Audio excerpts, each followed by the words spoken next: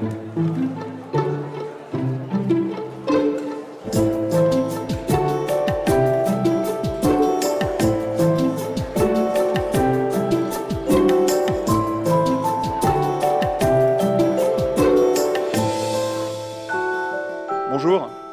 bonjour, j'espère que vous m'entendez bien, moi je m'entends en écho, voilà.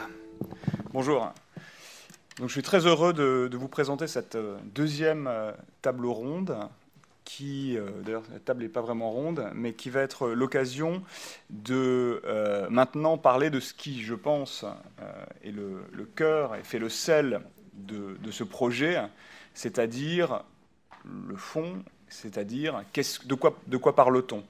Qu'est-ce que c'est que Mein Kampf? Qu'est-ce que ça dit?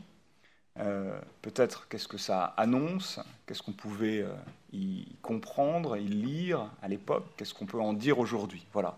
Donc toutes ces questions de fond que vont nous aider à éclairer 5 historiens que je vais vous présenter et qui tous ont participé à cette entreprise qui est historiciser le mal. Donc je vais vous les présenter dans l'ordre de leur intervention. Nicolas Patin, qui est à ma droite, qui est maître de conférence à Bordeaux. Marie-Bénédicte Vincent, qui est, elle, professeure d'histoire contemporaine à l'Université de Franche-Comté. Christian Ingrao, qui est directeur de recherche au CNRS. Stéphane Mertens, qui est l'ancien directeur adjoint de l'Institut historique allemand. Et Florian Braillard, que je ne vous présente pas, que vous connaissez, mais qui est directeur de recherche au CNRS. Donc je vais vous passer la parole dans peu de temps. J'ai une requête à vous faire. J'aimerais que, au début de votre intervention ou au cours de votre intervention, vous nous disiez aussi, premièrement, pourquoi est-ce que les uns et les autres vous avez éprouvé le désir de participer à cette entreprise, et je crois que ça a été bien rappelé dans la première table ronde, qui était une entreprise difficile et de longue haleine et exigeante. Et deuxième question à laquelle j'aimerais bien que vous répondiez, c'est, après avoir travaillé comme cela au cours de ces dernières années sur ce texte, qu'est-ce que ça vous a appris? Comment est-ce que ça a changé votre vision d'historien, qui est tous des spécialistes du sujet dont on va parler? Qu'est-ce que ça a changé? Qu'est-ce que ça vous a appris que vous ne saviez pas? Ou en tout cas, voilà, comment est-ce que ça a fait évoluer ou pas, d'ailleurs, votre vision du nazisme? Nicolas Patin, d'abord. Nicolas, dans quel but est-ce que Adolf Hitler a écrit Mein Kampf, et pourquoi? Et c'est une question, je pense, d'autant plus importante qu'on sait à quel point, pour Hitler, le fait d'avoir écrit Mein Kampf, de s'être posé en autre chose qu'un chef de groupuscule putschiste qui avait échoué, on sait à quel point ça a été important dans sa carrière politique. Donc qu'est-ce qu'on peut en dire? Et voilà, et qu'est-ce que tu en dis d'ailleurs dans ce livre, Historiciser le mal? Merci Antoine, et comme tu t'es pas présenté, je vais le faire, à savoir Antoine Victine, hein, qui en France a fait un documentaire et le livre de référence sur Mein Kampf, qui est sorti dans les années 2008, c'est ça, et qui a beaucoup aidé à transmettre la connaissance sur la réception du livre en France, en Allemagne, à l'international. Donc merci hein, Antoine d'assurer la présidence. Je viendrai peut-être à répondre à tes questions après enfin en tout cas à la question de quand est-ce qu'on a commencé, est-ce que ça a apporté, parce que j'avoue que du coup j'avais pas anticipé cette question. Et moi, une question piège, j'aime bien. Ouais, j'ai une petite réponse, mais j'y viendrai après. Et évidemment, je remercie le mémorial pour l'invitation, et c'est assez émouvant qu'on soit tous réunis aujourd'hui. Moi, je suis là pour vous parler de la genèse du texte, et c'est important. Ne serait-ce que parce que dans la discussion publique qui a pu avoir lieu ces derniers jours, ces dernières semaines, j'ai vu un peu partout sur les réseaux sociaux émerger l'idée habituelle que Hitler n'aurait pas écrit lui-même ce texte. Et je vais donc traiter cette question en 10 minutes. Dans quel but Adolf Hitler a-t-il écrit Mein Kampf et comment a-t-il produit le texte? Et vous verrez, en complémentarité avec ce que vont dire Marie-Bénédicte et Christian, que ça dit aussi quelque chose du contenu. La genèse dit le contenu, dit une partie du contenu. Alors, comme la plupart des questions touchant au nazisme ou au Troisième Reich, l'écriture de Mein Kampf est soumise à des mythologies, des idées fausses, et qu'il faut systématiquement, puisqu'elles ont été parfois développées dès l'époque, aujourd'hui rectifiées, travaillées, etc. La plus tenace, je viens déjà de la citer, la plus tenace de ces mythologies, popularisées dès l'époque, c'est celle selon laquelle Hitler n'aurait pas écrit le texte, ou l'aurait à moitié écrit, et que notamment son aide de camp, Rudolf Hess, l'aurait largement aidé, ainsi que d'autres personnes. Pourquoi cette mythologie? Tout simplement parce qu'elle permettait de rabaisser en quelque sorte le prestige intellectuel dont Hitler était censé tirer profit avec l'écriture de cet épais ouvrage. La deuxième question, c'est celle de la raison, des causes, du pourquoi, de la manière dont Hitler aurait dû écrire ce texte. Et encore aujourd'hui, une fois de plus, la plupart des gens se disent que, puisqu'il était en prison au Landsberg, j'y reviendrai, il a pris ce temps-là pour coucher sur le papier un programme politique pur et dur. Et on va voir que c'est en partie vrai, mais pas tout à fait. Alors, on va revenir sur ces idées en tenant compte des récentes découvertes historiographiques, notamment du travail fondamental, on le répétera plusieurs fois, de Otmar Plöckinger, et on est ravis qu'il soit là aujourd'hui. Allô, Otmar, et qui va vous parler cet après-midi. Il a vraiment fait un travail de généalogie, de philologie sur Mein Kampf, c'est très important, mais aussi d'autres historiens et historiennes qui ont apporté ces dernières années à la genèse intellectuelle du texte, notamment Brigitte Hamann, Timothy Ribak ou encore Thomas Weber. Pour Hitler, l'écriture débute avec une idée simple. Au moment où il arrive en prison en novembre 1923, il veut mettre en place une justification face à sa stratégie qui a conduit à l'énorme échec du putsch de la brasserie du 8-9 novembre, que vous connaissez sûrement. Et cette justification vise en fait un double objectif. D'abord, il veut transformer par le biais de la propagande sa misérable déroute en un acte valorisant. Et puis, il veut attaquer ses divers ennemis à droite aussi, à l'extrême droite et à gauche. De ce point de vue-là, il commence dès décembre 1923 à rédiger non pas un livre, mais un mémorandum de défense juridique, une justification, ce qu'il appelle une Rechtfertigung, une défense, si vous voulez, et il pense la lire à son procès. Il débute donc avec cette entreprise à la fin 1923, et en réalité, sous des dehors juridiques, ce texte est dès le début un texte hybride, qui est quelque chose entre un plaidoyer politique, une tentative de retournement du dispositif pénal pour le transformer en occasion de propagande. Et d'ailleurs, de là vient le sous-titre du livre Mein Kampf, eine Abrechnung, c'est-à-dire un règlement de compte. On voit là le côté hybride de cette création. Premier texte qui fait 60 pages. C'est à partir de cette base-là, de ce mémorandum, que le livre comme projet va émerger. Comment ? C'est influencé par divers facteurs. Le premier, c'est que depuis sa prison, Hitler continue, malgré tout, comme il a pu le faire dans les années 1920-21, à rédiger des articles pour le journal nazi qu'est le Völkischer Beobachter, et donc il est encore dans une dynamique de production d'écriture. La deuxième chose, qui est un tout petit peu plus soumise au doute, c'est que techniquement, dans le droit allemand de l'époque, on demande à des gens qui sont en prison d'écrire une petite, quand ils sont incarcérés, une petite biographie, une petite autobiographie, c'est une obligation légale. Ce point-là n'est pas vérifiable, mais est une hypothèse. Bon. En revanche, ce qui est sûr, c'est que dans le cas de l'emprisonnement au Landsberg, pour cette tentative de coup d'État, Hitler est dans des conditions extrêmement favorables. Il reçoit plus de 2 personnes de visite par jour, il a toute largesse de faire ce qu'il veut, et il reçoit notamment de nombreux membres du parti nazi, dont Max Amann, qui est le directeur des éditions Franz Eher Verlag. Et à partir de là, en fait, en discussion avec des dizaines de personnes qui passent au Landsberg en avril, en mai et en juin 1924, Hitler prend une décision simple et qui, à mon avis, est fondamentale, et Marie-Bénédicte Vincent nous en dira plus, c'est de donner une coloration autobiographique au futur texte. Et vous voyez que là, dans ces mois-là, vient la genèse de ce qui n'est plus simplement un mémorandum, mais un livre. Hitler le dira plus tard, la prison a été son université aux frais de l'État, puisqu'il a toutes les possibilités pour écrire tranquillement son livre. Il commence à le rédiger en incarnant ses idées politiques à travers ce qu'on appelle en allemand un Bildungsroman, c'est-à-dire un roman d'apprentissage, situation initiale, péripétie, situation finale, qui montrerait en fait l'élévation de l'homme politique, soi-disant parti de rien. Et cela flatte également le narcissisme d'Hitler qui, à partir de 1921-22, est convaincu que c'est lui, en fait, l'homme providentiel dont l'Allemagne a besoin pour renaître de ses cendres. Il écrit pendant l'été, pendant l'automne 1924, dans son incarcération. Et là, j'insiste, il ne le dicte pas. D'accord ? Il a la paternité du texte, il en est le concepteur, et dans ce livre, effectivement, des dizaines de personnes interviennent, mais pour des corrections de forme, pour des corrections de grammaire, pour de la construction, mais la paternité du texte, et ça a été montré par Ottmar Plöckinger, elle est d'Hitler, c'est un texte d'Hitler, ce n'est pas un texte qui a été rédigé par une autre personne. Et c'est important pour tout ce qu'on a à se dire ce matin dans les échanges scientifiques. Il se met d'ailleurs en retrait des affaires publiques du parti à l'été.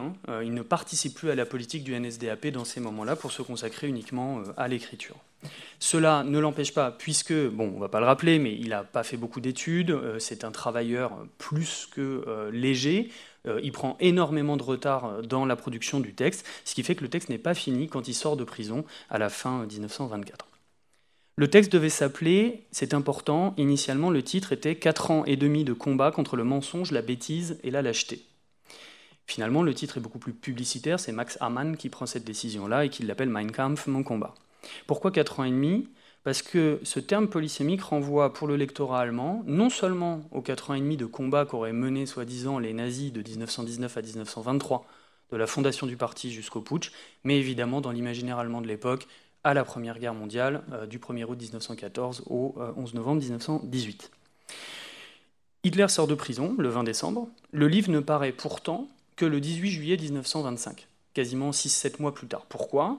Parce que tout simplement, le temps de la politique a repris le dessus. Hitler n'a plus la possibilité d'avoir du temps pour faire le livre. Et puis, comme l'a bien rappelé Johanna tout à l'heure, il est soumis à une libération conditionnelle qui fait que s'il avance trop clairement ses idées, il peut repartir en prison. Et donc il y a un travail, une difficulté dans la jeunesse de ce volume qui fait que le texte prend du retard. Et ça nous amène à ma deuxième partie, rapidement, qui fait que quand le texte paraît, Hitler a en fait énormément de contenu pour ce qu'il va être désigné comme un deuxième livre, le deuxième volume qui constitue aujourd'hui Mein Kampf, et qui va avoir une genèse encore plus complexe, pas une genèse, mais en tout cas un contexte d'écriture encore plus complexe, de 1925 à 1926. Le volume que vous avez vu ce matin, c'est la réunification de ces deux volumes. Le contexte est plus compliqué, pourquoi ? Parce que Hitler a replongé dans la politique politicienne. Vous le découvrirez dans l'édition critique, dans un moment très compliqué au sein du parti nazi, où son autorité est contestée, où il y a des dissensions sur la question de la voie parlementaire, la voie légale, la voie putschiste, etc. Toujours est-il que dans ce texte-là, il va avancer vers autre chose, et dans quelque chose dont on va parler aussi, mais qui est important. Il va essayer de mettre dans ce deuxième volume, non pas un programme politique pur et dur, on pourra peut-être en débattre, c'est pas un programme dont les points sont applicables le jour J, parce qu'à cette époque-là, Hitler n'a aucune conscience qu'il dirigera un jour l'Allemagne. Mais en revanche, et c'est important, il couche sur le papier une vision du monde, Weltanschauung, très générale, qui tient de la folie des grandeurs et qui repose sur deux aspects. L'aspect, effectivement, d'une vision du passé et d'une vision du présent comme une lutte raciale entre les ennemis des nazis et de l'Allemagne dans la tête d'Hitler, qui sont les Juifs, et évidemment les Aryens, et puis évidemment la grande question de la politique extérieure, ou en tout cas de la place de l'Allemagne dans les puissances, qui fait que, lié avec cette question raciale, l'Allemagne doit conquérir un espace vital. Tout ça est entaché et fondé dans un darwinisme social, dans une pseudo-science biologique, qui est vraiment centrale dans cet antisémitisme racial qui est la colonne vertébrale du texte. Mais voilà ce qui vient s'ajouter en termes programmatiques dans ce deuxième volume. Comme je l'ai dit, le projet d'écriture, il est parasité par beaucoup de problèmes techniques, concrets, de la politique politicienne des années 25-26. Là, oui, Hitler dicte énormément. Là, oui, il y a un processus de dictée, notamment à ses secrétaires, où parfois, notamment quand approche la date de publication, il faut aller de plus en plus vite, et parfois Hitler dicte des dizaines de pages en quelques jours. Et ce deuxième volume est publié le 10 décembre 1926 dans ces conditions-là. Ce qui est important de souligner, c'est que ces deux volumes vont converger ensuite dans ce qu'on appelle une Volksaufgabe, une édition populaire, si vous voulez, qui sera publiée le 7 mai 1930 et qui a un prix beaucoup moins important parce que les deux premiers volumes coûtaient 12 marks chacun et que le volume réunifié, Mein Kampf, coûte 8 marks. Je termine. Pour moi, et on le voit, la genèse complexe de l'écriture de Mein Kampf dit beaucoup en fait du contenu final du livre. Et cet ouvrage, c'est un pot-pourri d'autobiographie, de plaidoyer politique, de vision à très long terme, de folie des grandeurs, de règlement de compte à très court terme. Le livre, j'insiste, n'est pas un succès de librairie. Je rappelle les chiffres pour qu'il soit bien marqué. De la date de publication au premier succès du Parti national-socialiste en 1930, le 14 septembre, le livre se vend à 15-20 000 exemplaires. C'est un échec, si vous voulez. C'est un livre qui s'adresse aux militants. À partir du moment où les nazis font 18,3% aux élections du 14 septembre 1930, on s'intéresse au livre a posteriori. Mein Kampf est un livre lu a posteriori pour comprendre qui est Hitler et le NSDAP. Au moment où Hitler arrive au pouvoir, 230 000 exemplaires ont été vendus, c'est correct, mais c'est pas non plus incroyable. Et effectivement, ensuite, on rentre dans cette autre histoire qui a beaucoup été évoquée ces dernières semaines, des 12,5 millions d'exemplaires qui sont là, qui s'étalent de 1933 à 1945.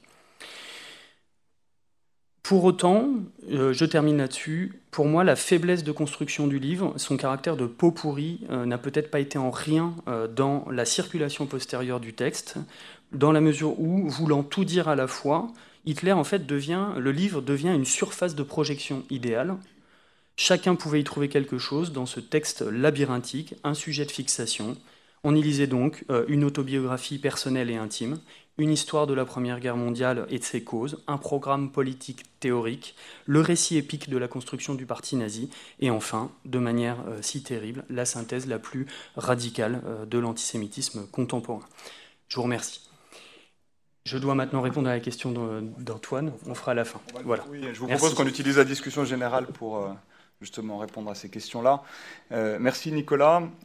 Marie-Bénédicte, Mein Kampf se présente, en tout cas sa première partie, comme une autobiographie, et c'est d'ailleurs peut-être cela la spécificité et peut-être la force à l'époque pour les lecteurs contemporains de ce livre qu'Hitler tente de faire coïncider son histoire personnelle et celle de l'Allemagne passée, présente et, espère-t-il, future. Et donc, est-ce que vous pourriez nous dire ce que Hitler dit de lui-même dans ce livre, ce qu'il faut en penser, ce qu'on peut en dire, et également sur deux points en particulier sur lesquels je crois que vous allez revenir, qui est sa conversion à l'antisémitisme, sur lequel il revient, et puis également sur son rôle dans la formation de la doctrine du NSDAP, et sur, ensuite, après la publication de Mein Kampf, l'impact que cela a. Je vous cède la parole. Très bien, merci beaucoup. Je vais présenter en quoi ce Mein Kampf est un récit, finalement, de la trajectoire politique de Hitler qu'il convient évidemment de déconstruire. Alors, Nicolas l'a dit, le premier volume de Mein Kampf se présente en apparence comme une autobiographie de Hitler. En réalité, il y a déjà de nombreuses digressions idéologiques. Et le second tome, donc, doit restituer l'évolution historique et programmatique du parti nazi de 1920 jusqu'au putsch de 1923, qui, je le redis aussi parce que c'est important, n'est pas analysé lui-même. Donc je vais montrer qu'un récit, finalement, de la trajectoire politique de Hitler unifie bien les deux volumes, mais qu'il s'agit évidemment d'une reconstruction biaisée qui est destinée, en fait, à asseoir son leadership au sein du NSDAP dans le contexte donc, de rédaction de 1925-1926. Alors je procède en deux points. Je commence par le récit des années de jeunesse à Vienne, qui est un récit autobiographique mensonger sur de nombreux points. Je ne pourrais pas tous les aborder évidemment maintenant. Hitler donc entend dans ce premier tome tirer un bilan de son expérience politique viennoise, donc de 1908 à 1913. Et il veut montrer où réside la rupture et l'originalité du mouvement nazi. Donc toutes ces analyses que l'on trouve ici au début donc, de Mein Kampf sur l'Autriche-Hongrie et sur la Vienne de l'avant 14 servent dans l'économie, je dirais, de Mein Kampf, dans sa démonstration de repoussoir. par rapport à un projet idéologique qu'il va présenter, qui est le projet idéologique nazi.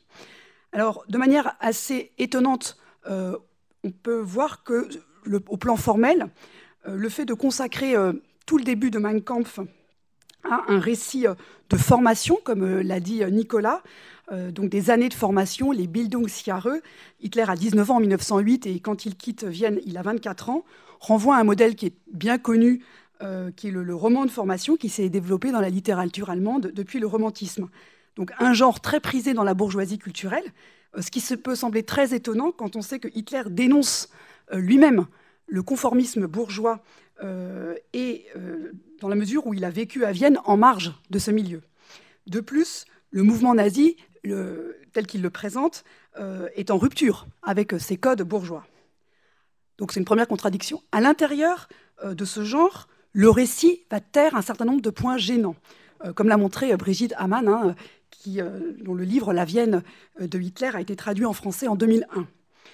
Je ne citerai qu'un seul exemple. Le départ de Hitler de Munich est moins motivé par l'attrait artistique de la capitale bavaroise, comme il le dit dans le chapitre qui suit, que par son désir d'échapper au service militaire autrichien. J'en viens, toujours dans cette première partie, aux inspirateurs politiques de Hitler. Donc il en cite deux, dans le contexte de l'Autriche-Hongrie d'avant 1914, Georg von Schönerer et Karl Lueger. Hitler emprunte au premier, qui n'a pas connu personnellement, ses idées pangermanistes et son antisémitisme racial. Hitler a fréquenté le milieu des pangermanistes quand il était à Vienne, il lisait d'ailleurs l'organe de presse de ce mouvement, et il parle lui-même de Schönerer comme d'un Führer. Ce que retient Hitler de Schönerer, c'est un programme pangermaniste et raciste, le programme de Linz de 1882, qui voulait à l'époque garantir le rôle dirigeant des Allemands dans l'Autriche-Hongrie et donc réformer l'État multinational Habsbourg. Ce combat pour le peuple allemand, ce que Hitler en retient, c'est sa transformation en combat acharné contre les Juifs. Et Schönerer est devenu finalement le propagandiste d'un antisémitisme racial, que Hitler reprend. Si Hitler apparaît donc, à la lecture aujourd'hui, peu original par rapport aux idées de Schönerer, dans Mein Kampf, tout au contraire, il insiste sur les points qui lui permettent de s'en démarquer. Et l'erreur, selon Hitler, qu'aurait commise Schönerer, serait principalement d'avoir multiplié les fronts d'opposition à l'époque, notamment en s'opposant aux catholiques, or dans une Autriche majoritairement catholique. Le second modèle évoqué dans Mein Kampf par Hitler est Karl Lueger, le maire, donc assez connu, chrétien social de Vienne de 1897 à 1910. Celui-ci fait l'objet d'une vénération dans la population viennoise. Hitler s'est rallié tardivement à Lueger, qui était lui-même un opposant à Schönerer. Hitler a été captivé pas par les idées de Karl Lueger, mais par le personnage, le tribun du peuple, le tacticien qui développe une politique des masses.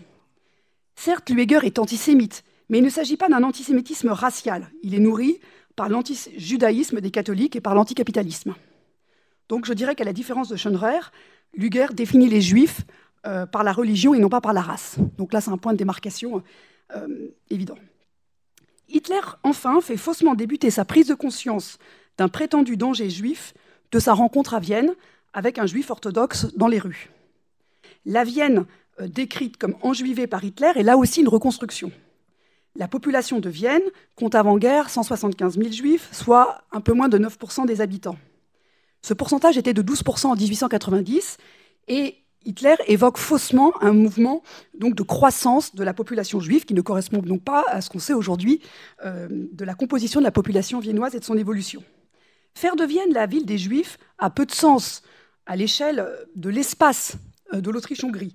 Si on la compare à d'autres villes comme Budapest, où la population juive compte un peu moins d'un quart de la population, ou Varsovie, 32%. Par ailleurs, il n'existe pas de population juive homogène à Vienne à cette époque-là, ni même une identité juive commune, compte tenu de la diversité interne de ce groupe qui a été très bien montrée par les nombreux historiens qui ont travaillé sur Vienne. Ce sont les antisémites qui postulent une telle unité pour l'opposer aux non-juifs. La réalité est bien plus complexe, d'une part parce qu'un grand nombre des juifs de Vienne sont installés depuis plusieurs générations et assimilés, d'autre part parce qu'une synthèse culturelle germano-juive s'est opérée, ce qui fait que la culture viennoise est un lieu de transfert culturel d'identités multiples. Voilà, donc je termine ce premier point en disant que Hitler prétend dans Mein Kampf se démarquer de l'Autriche-Hongrie et de Vienne qu'il déteste. Mais en fait, si on lit, on voit toute la dette qu'il a à l'égard de certaines pensées et modèles politiques développés donc, dans cet espace avant 1914. Donc toutes les critiques que l'on lit dans Mein Kampf ont en fait une fonction claire, politique, dans l'Allemagne des années 20, dénoncer le régime parlementaire en général et les sociétés multiculturelles. Et Hitler s'adresse ici non pas à un public autrichien, mais à un public allemand, aux yeux duquel il pourrait passer pour un outsider. Je rappelle qu'il a renoncé en 1925 à sa nationalité autrichienne et qu'il n'a pas encore à ce moment-là la nationalité allemande. Donc il faut lire tous ces passages, le début de Mein Kampf, comme une manière de se légitimer par rapport à un public et un lectorat allemand. Deuxième point, sur lequel je vais passer plus vite, Mein Kampf sert aussi à établir un leadership personnel au sein du NSDAP dans un contexte qui est très précis, donc les années 1925-1926. Alors, le contexte est celui de la refondation du parti après la sortie de prison, ou au moment où il va bientôt sortir de prison. Et c'est un moment où Hitler a une stratégie très claire, il veut établir le NSDAP comme parti du Führer, ce qui n'était pas le cas avant, c'est-à-dire un parti centralisé, très discipliné. Et donc là aussi, il y a dans Mein Kampf toute une part de reconstruction quand il parle de toute l'histoire du parti nazi, notamment depuis 1920. Donc j'en viens à ce point très important. Dans Mein Kampf, et ensuite dans toutes les présentations qui vont suivre ultérieurement de l'histoire du NSDAP, 1920, le 24 février 1920 précisément, est présenté comme un acte inaugural, le jour de proclamation, comme on sait, du programme en 25 points, et jour du changement de nom du DAP en NSDAP. Or, l'attraction principale pour le public de militants le 24 février 1920, comme l'ont montré les historiens spécialistes de ce sujet, n'est pas le programme, mais la participation d'un orateur völkisch célèbre, un médecin qui s'appelle Dinkfelder. Et ce n'est qu'après lui que Hitler prend la parole pour faire acclamer point par point le fameux programme en 25 points. Or, dans Mein Kampf, il va le chercher donc à s'attribuer rétrospectivement la première place et bien entendu la paternité de ce programme. Or, aujourd'hui, il est établi par la recherche qu'il n'est pas le rédacteur principal de ce programme et qu'il a utilisé le programme de Drexler et qu'il y a d'autres influences qui ont été citées, notamment par Johanna tout à l'heure, Gottfried Feder, Dietrich Eckart, le livre de classe, etc. Autre point passé sous silence par Hitler, le programme de 1920 n'est en rien original. On l'a déjà dit plusieurs fois depuis ce matin. C'est un programme qui correspond point par point aux exigences völkisch d'alors. Et en 1920, le NSDAP n'est qu'un groupe parmi beaucoup d'autres au sein d'une mouvance qui partage des idées communes. Donc là encore, ceci est très important pour nuancer ce qu'en dit Hitler. Hitler présente le mouvement nazi, le terme est très important, comme fondamentalement différent des partis de l'époque, des groupes de l'époque.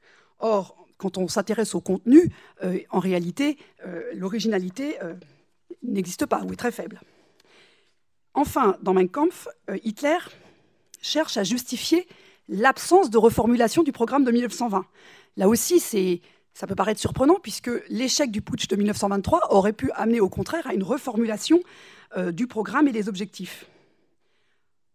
À la lecture, on objectera que la lecture du second tome de Mein Kampf contredit ce que Hitler énonce lui-même. Le second tome, finalement, comporte un grand nombre de thèmes nouveaux par rapport au programme en 25 points, comme le développement de la SA, le point sur les syndicats, le symbole de la croix gammée ou autres. Ces points peuvent être lus comme des précisions, donc apportées à un programme de 1920 que Hitler présente pourtant comme immuable. Pourquoi ? Donc c'était mon ultime point, si vous voulez. Parce que présenter le programme de 1920 comme immuable lui permet d'affirmer son autorité au sein du parti en 1925.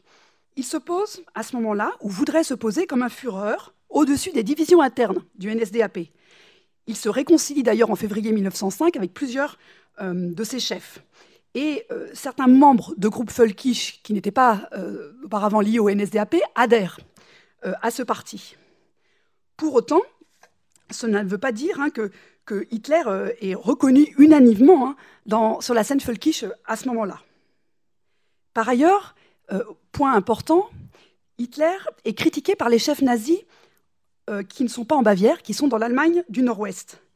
De leur côté aussi, ces leaders nazis réfléchissent à un programme, et notamment Georg Strasser qui voudrait s'adresser plus spécifiquement aux ouvriers nombreux, donc en Allemagne du Nord-Ouest.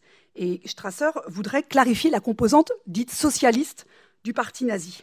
C'est pourquoi il crée avec Goebbels un groupe de réflexion pour rédiger un nouveau programme ou adapter le programme de 1920, qu'on appelle le programme de Hanovre. Hitler n'est pas convoqué ou n'est pas invité à ces discussions, et c'est vrai qu'il a, comme cela a été dit ce matin, des difficultés à se déplacer, parce que s'il quitte la Prusse, il est interdit de circulation en Prusse, il n'a pas le droit de prendre la parole en public. En février 1926, au cours d'un discours de plusieurs heures, Hitler va démonter point par point les arguments et le programme élaboré par les nazis, les chefs nazis, Strasser et Goebbels, donc le programme de Hanovre. Et c'est au cours de ce moment-là qu'il installe le principe du parti du Führer, c'est-à-dire la ligne politique du NSDAP n'est plus définie par un programme appelé à être modifié, mais par le programme de 1920 que seul Hitler est amené à interpréter en fonction de sa vision du monde. Je conclus donc. On voit donc, à travers tout cela, que Hitler veut, ou prétend dans Mein Kampf, se démarquer de ses inspirateurs autrichiens, qu'il entend aussi, alors qu'il leur doit beaucoup, du point de vue des idées et de la tactique, qu'il évoque uniquement de manière allusive les groupes rivaux du NSDAP et les luttes internes à l'intérieur du parti nazi, qu'il tait la parenté de sa vision du monde avec l'idéologie völkisch, on l'a dit, déjà abondamment répandue et ancienne, et qu'il dénonce ceux qui, en 1925-1926, voudraient le concurrencer pour asseoir pour le leadership au sein du NSDAP. Donc tout ça, c'est une reconstruction qui a en fait son importance, puisque ça donne naissance à un mythe qui est le mythe de fondation du parti nazi, dans lequel Hitler s'attribue donc le premier rôle, mythe qui devient officiel, je dirais, après Mein Kampf, après la publication du volume, et a fortiori, donc à partir de 1933. Merci. Avec Christian, on va maintenant aborder une des grandes questions, je pense, sur ce texte qui est lié à la nature profonde de Mein Kampf. On a vu à quel point s'y trouve la vision du monde de Hitler, mais la question est à quel point, jusqu'à quel point et dans quelle mesure cette vision du monde accouche d'un projet.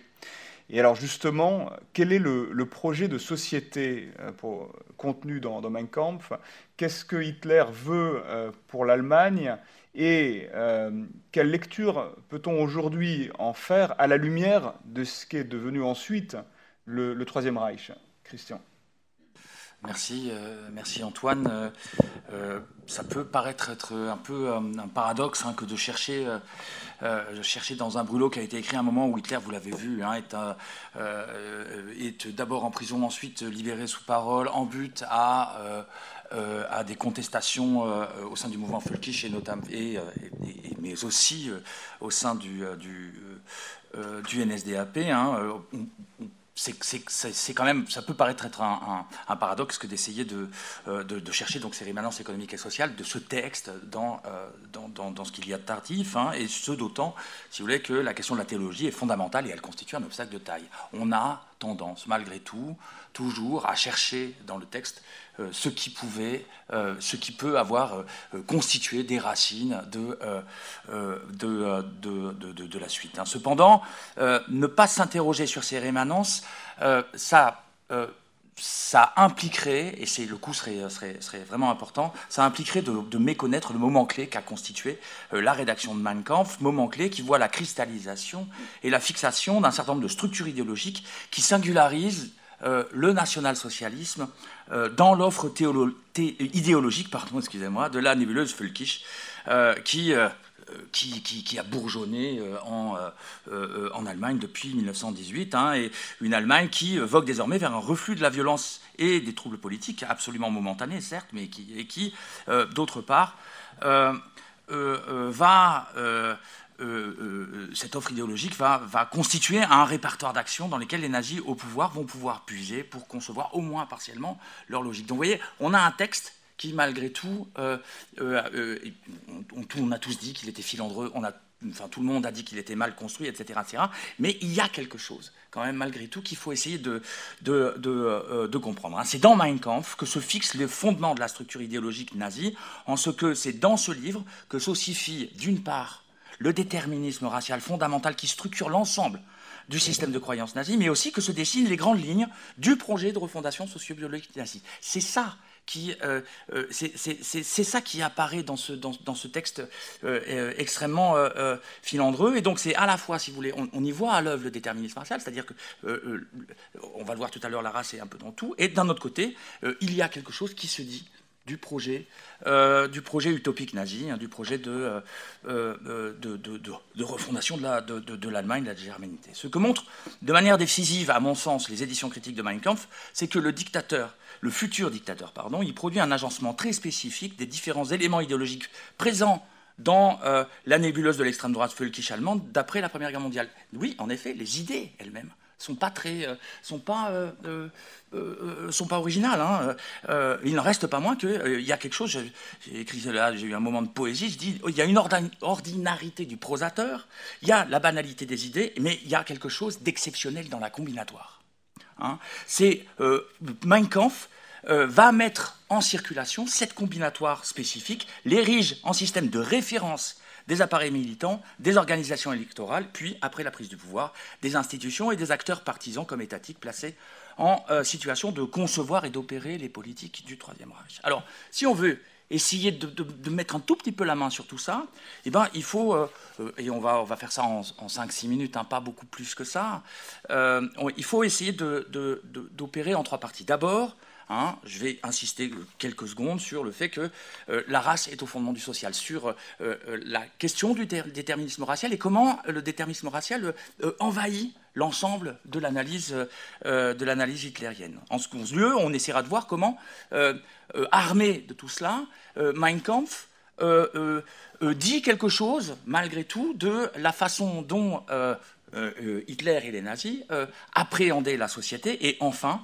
comment, à partir de cette vision-là, s'est mis en place quelque chose qui ressemblait à un projet de société qu'on essaiera de caractériser. Alors, d'abord, la première chose, ce déterminisme racial, c'est pas moi qui ai inventé l'expression de déterminisme racial, hein, la première personne qui l'a évoqué, me semble-t-il, c'est Philippe Burin dans La dérive fasciste. Dans l'introduction, il différenciait le fascisme et le nazisme par un déterminisme vitaliste d'un côté et un déterminisme racial de l'autre.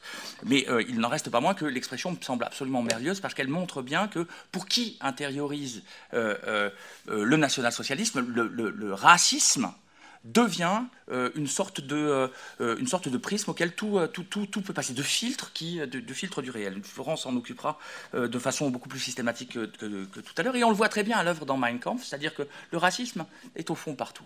Il ne reste pas moins qu'il y a un chapitre dans lequel frontalement Hitler s'occupe de la question, hein, c'est le chapitre 11, et dans ce chapitre 11, on voit très bien, si vous voulez, que le racisme sert à tout. Il est à la fois, si vous voulez, un système théorique d'analyse de la nature, et puis, en second lieu, il devient assez rapidement, si vous voulez, un système d'analyse de l'histoire et un système d'analyse du social. Hein.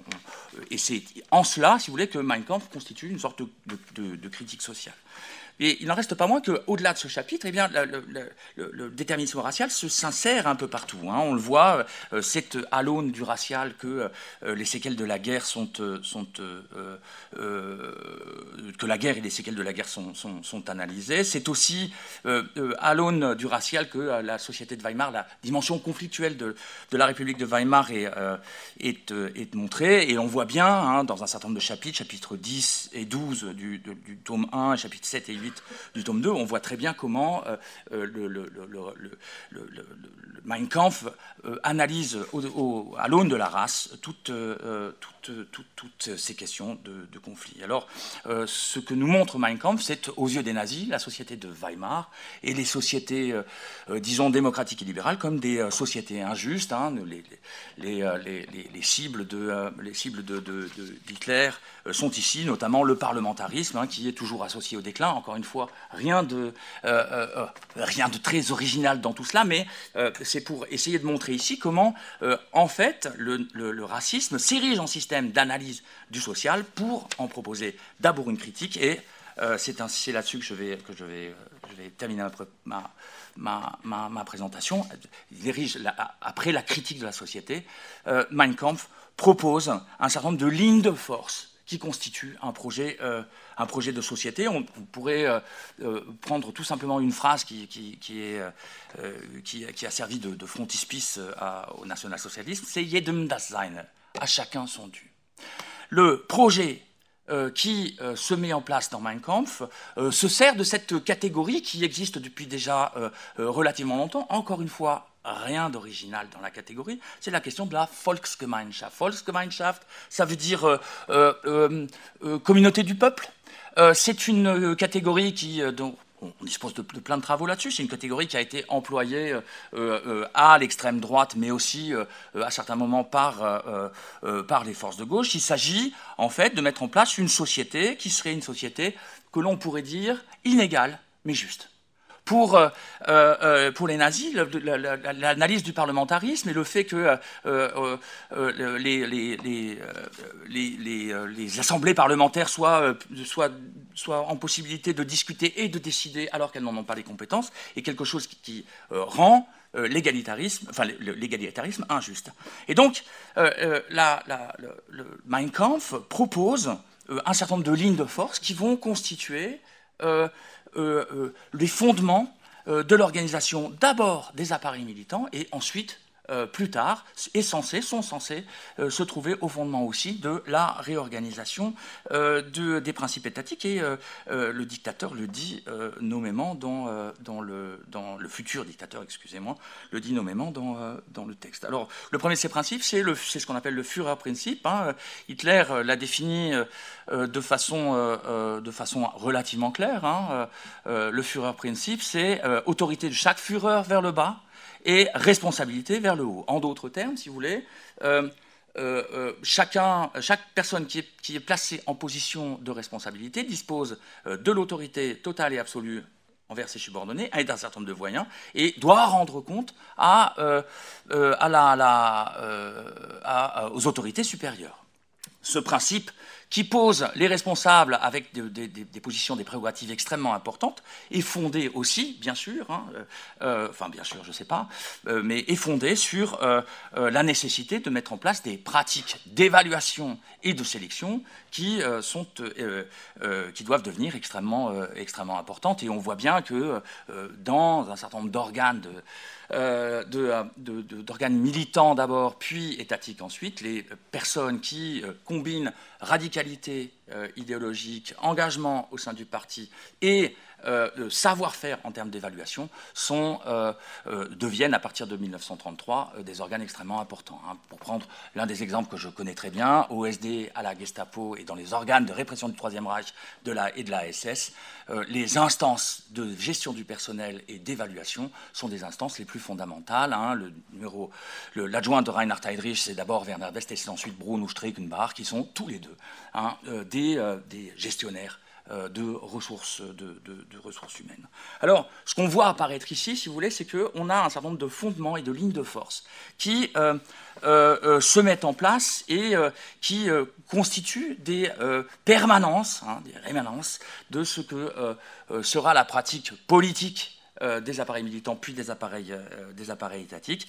Et c'est ici que se pose effectivement la question du caractère programmatique Mein Kampf. Alors, sur cette question-là, j'ai pas de réponse, toute faite et définitive. Hein. Je dois avouer que j'hésite encore. J'ai tendance personnellement à penser que tout cela n'est pas programmatique et que il y a tellement d'inconnus dans l'équation au moment où écrit Hitler pour que on puisse pas de montrer d'application mécanique des choses. Il y a des champs de possibles, des champs de force de possible qui donne un caractère matriciel, mais un peu au sens quantique des choses. Hein. Une matrice en plan quantique, c'est un système mathématique qui permet d'inventorier les possibles, si vous voulez. Mein Kampf, c'est un peu ça. Il y a des possibles qui vont apparaître, des possibles qui ne vont pas survenir. Et donc, c'est un petit peu comme ça que j'analyserai les choses. Dernière chose, chaque génération d'historiens aura vu dans Mein Kampf quelque chose qui renforçait ses propres options épistémologiques et scientifiques. Et je dois avouer que je ne fais absolument pas exception dans cette dynamique-là. En ce moment, une des choses qui me passionne, c'est les travaux autour de la Volksgemeinschaft, de ce que font des gens comme Michael Wild ou Sven Reichardt, hein, autour de la question de ce qu'ils appellent la Beteiligungsdiktatur, c'est-à-dire la dictature de la participation, et le fait que le système de croyance et le système étatique du Troisième Reich a été quelque chose de profondément attrayant pour un certain nombre de populations, notamment en termes d'organisation, de bienfaisance, d'assistance, etc., que je dois avouer que j'ai tendance, moi aussi, à insister sur ces questions-là. Je vous remercie de votre attention. Merci Christian. C'était en effet très, très clair, très éclairant. Stéphane, on vient de voir ce qui était la volonté de transformation de la société allemande portée par Hitler et Mein Kampf, dans Mein Kampf. Qu'est-ce qu'on peut dire sur un autre point qui d'ailleurs, dans les années 30, a fait beaucoup plus couler d'encre que cette dimension sociétale, notamment en France, qui est la politique extérieure portée par Hitler, voulue par Hitler. Qu'est-ce qu'on peut en dire? Que veut-il? Et comment aujourd'hui voyez-vous, interprétez-vous la grande cohérence que l'on constate entre ce qui était la vision hitlérienne de 1923 et les réalisations effectives de l'Allemagne en 1940-45. Merci Antoine. Mesdames et messieurs, il y a 80 ans aujourd'hui, le 30 mai 1941, l'armée britannique s'est résolue à évacuer la Crète, laissant l'île aux assaillants allemands. Cela a été la dernière avancée allemande dans les Balkans. 3 semaines plus tard, le 22 juin 1941, la Wehrmacht envahissait l'Union soviétique. 20 ans après ses débuts en politique à Munich, Hitler avait atteint son but. Le lancement de l'opération Barbarousse, Unternehmen Barbarossa, constituait en effet pour Hitler l'accomplissement du point central de son programme politique, la conquête de l'espace vital à l'Est, die Eroberung von Lebensraum im Osten. Revenons un instant encore plus en arrière. À l'immédiate après-guerre, comme la plupart de ses compatriotes, la nouvelle de la signature de l'armistice le 11 novembre 1918 était un choc pour Hitler. Juste quelques mois auparavant, le Reich avait signé un traité de paix avec la Russie à Brest-Litovsk. La fin des combats à l'Est avait nourri l'espoir d'une fin victorieuse de la guerre à l'Ouest. L'opinion publique allemande n'était pas préparée à ce retournement de la situation qui s'opéra en quelques semaines. On était passé en un trimestre de la perspective d'une victoire à un effondrement militaire total. En Allemagne, on s'attendait à une paix sur la base des 14 points proposés par le président américain Wilson. Mais les conditions présentées à la délégation allemande à l'issue de la conférence de paix de Paris en 1919 à Versailles en prenaient l'exact contre-pied. Aux yeux de la majorité des Allemands, le fait qu'une négociation des termes du traité soit refusée à la délégation allemande signifiait qu'il n'avait en réalité jamais eu question pour les Alliés de conclure une paix juste avec le Reich. C'est la naissance de la fameuse formule d'une paix dictée, Diktatfrieden, qui dominera à partir de ce moment-là la discussion politique de la République de Weimar. Dans son livre Mein Kampf, Hitler explique que c'est à l'annonce de la signature de l'armistice qu'il aurait décidé de devenir un homme politique. Pour réussir dans cette nouvelle carrière, cependant, il savait dès le début qu'il lui faudrait aussi un programme.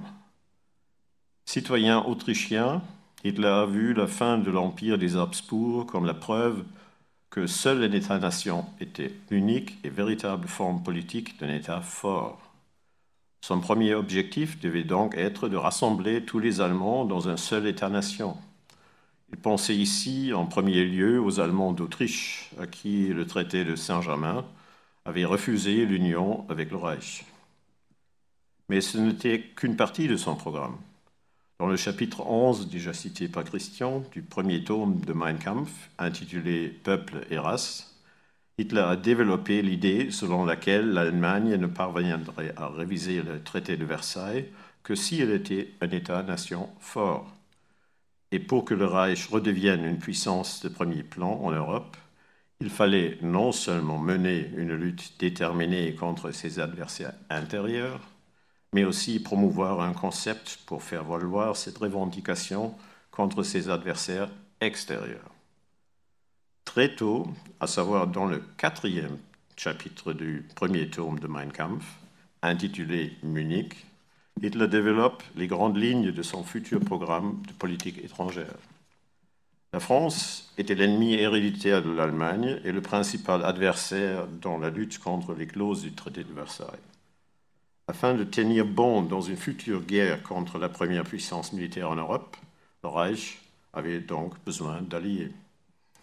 La politique d'alliance de l'Empire wilhelminien avait conduit à la défaite de 1918. Pour Hitler, une réorientation géopolitique était donc nécessaire.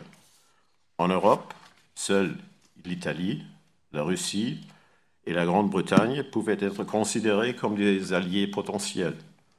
Cependant, et cela était clair dans l'esprit d'Hitler dès le départ, des alliances entre le Reich et ces pays ne pourraient être conclues sans concession ni sans délimiter clairement les sphères mutuelles d'intérêt. En raison de son orientation vers le bassin de la Méditerranée et de son opposition à la France, l'Italie était vue dès le départ comme un partenaire potentiel. En conséquence, Hitler s'affirma très tôt disposé à s'attirer les bonnes grâces de l'Italie en renonçant au Tyrol du Sud, quand bien même que cette renonciation tactique entrait en contradiction avec son appel à l'unification de tous les Allemands en un seul État-nation.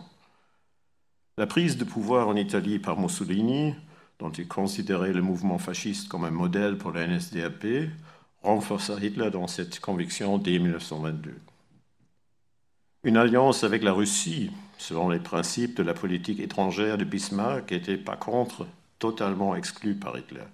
Avec la révolution bolchevique de 1917, il était en effet fermement convaincu que c'était les Juifs qui avaient pris le pouvoir en Russie. Restait donc la possibilité d'une alliance avec la Grande-Bretagne.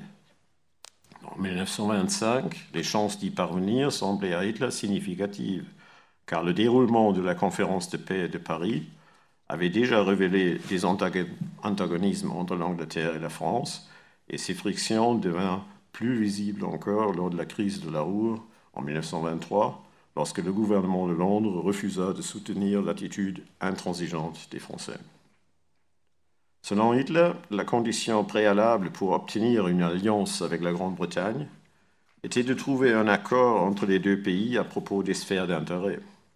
La Grande-Bretagne devrait se limiter à son empire colonial et à son rôle de première puissance navale, alors que l'Allemagne s'imposait, quant à elle, comme la première puissance continentale. Dans cette logique, l'Allemagne devrait, par souci de conciliation, renoncer à ses prétentions à des colonies et à la possession d'une flotte. L'abandon des colonies allemandes signifiait également que l'Allemagne allait devoir se priver de la possibilité de créer de nouvelles zones de peuplement ailleurs qu'en Europe. Or, pour Hitler, il fallait pouvoir disposer de territoires vierges ou installer les surcroîts des populations liées à la croissance démographique d'un État-nation fort, menant une politique résolument nataliste.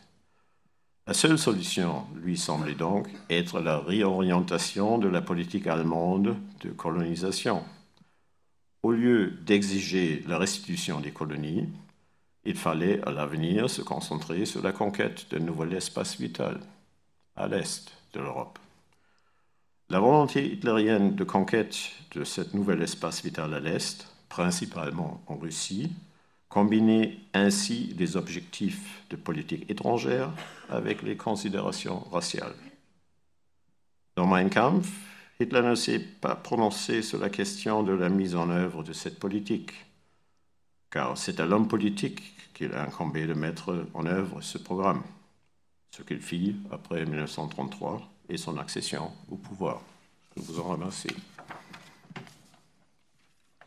Merci Stéphane.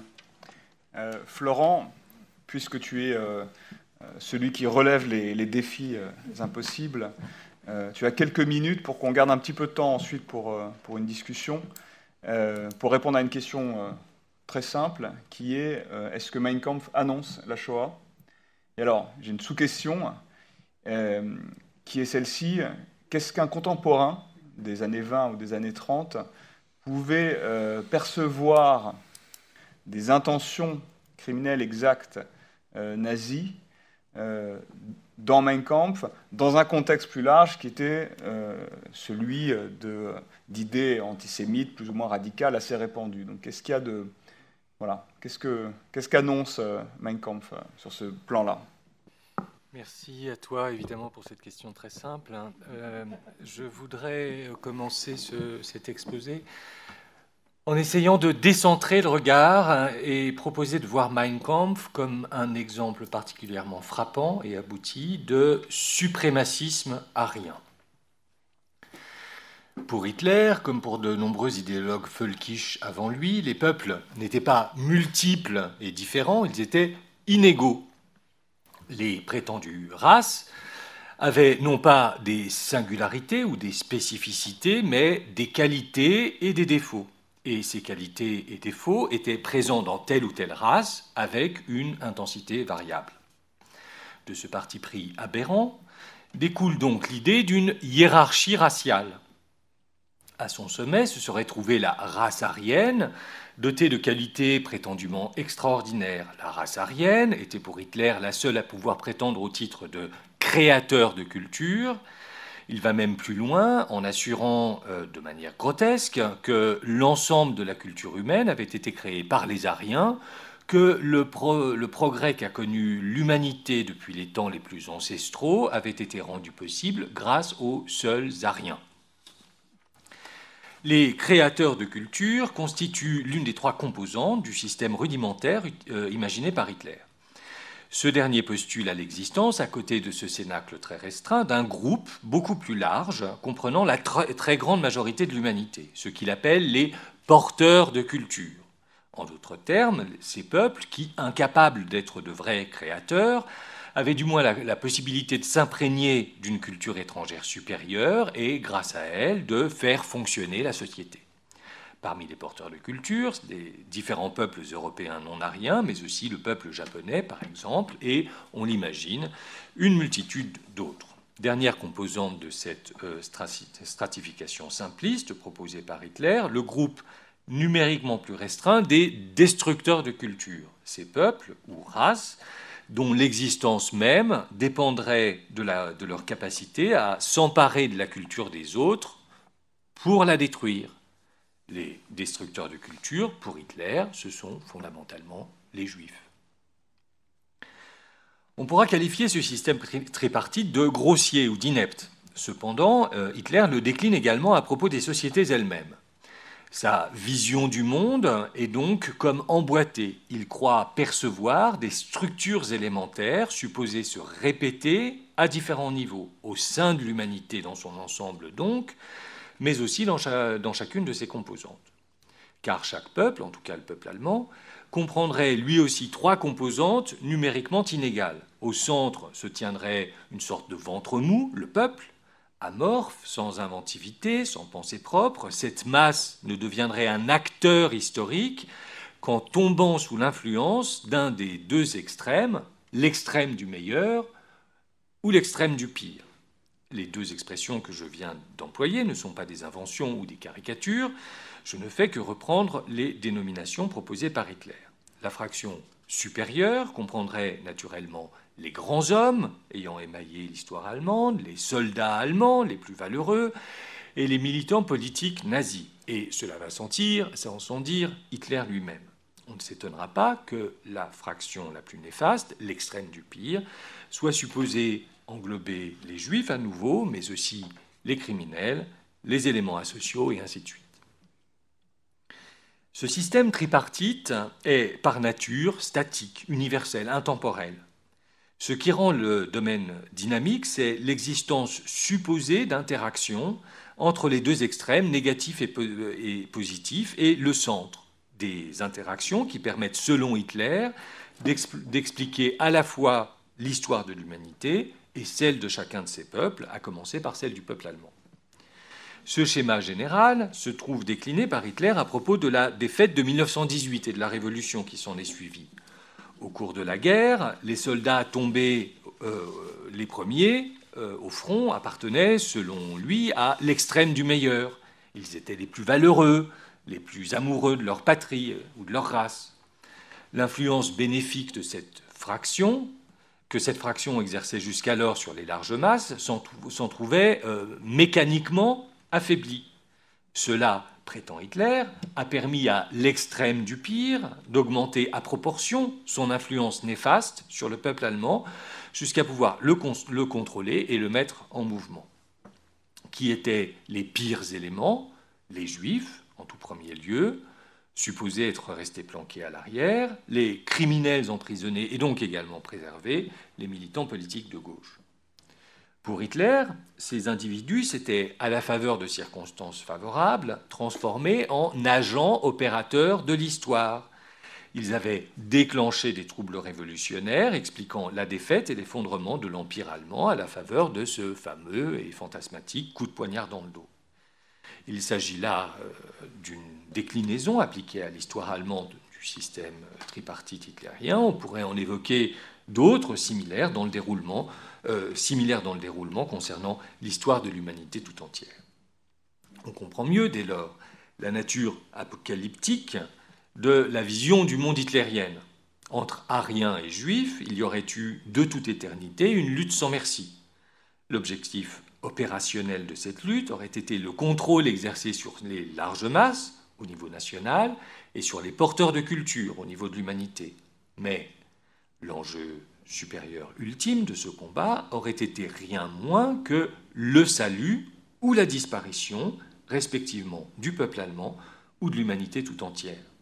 C'est pour cette raison que Hitler a choisi de terminer le 2e chapitre de Mein Kampf, celui qui décrit sa prise de conscience antisémite, par la formule suivante, à la fois emphatique et délirante, je cite, « En me défendant contre le juif, je combats pour l'œuvre du Seigneur. » Fin de citation.